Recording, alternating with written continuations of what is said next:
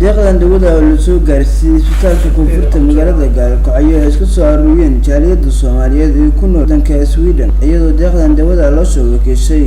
Sheekh Muxudiin Yuusuf oo ka mid ah culimooyinka ku nool magaalada Gaalkacyo ayaa waxa uu ku wareejiyay maamulaha isbitaalka magaalada Gaalkacyo Maxamed Cabdi oo horeyntii deeqda dawada ayaa waxa ka hadlay Sheekh Muxudiin Yuusuf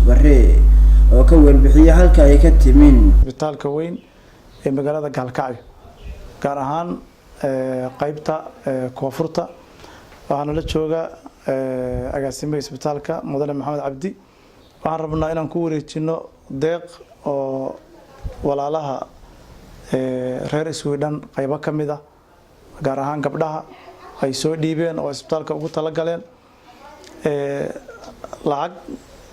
tiradeedu ay dhamayd $417 ay soo dhiibteen waxayna ugu tala galeen isbitaalka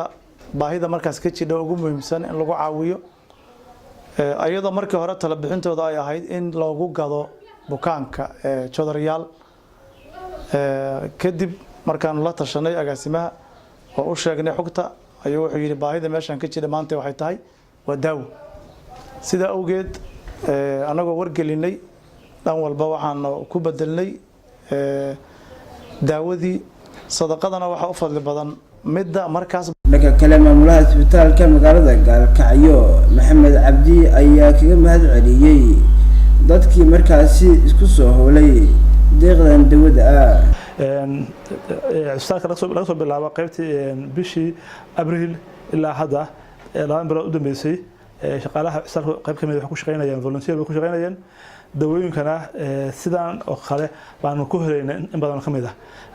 rag walaalaha magaalada jooga qaarkood iyo qaar kale oo banaanka jira ay ku deeqayeen runtii baahiyaha ugu weyn waxay ahay maanta maadaama xilligan hadda uu jiro shumana jiro dawooyinka waxay badan yihiin falabooyin iyo dawooyin antibiotic u badan yihiin marka waa runtii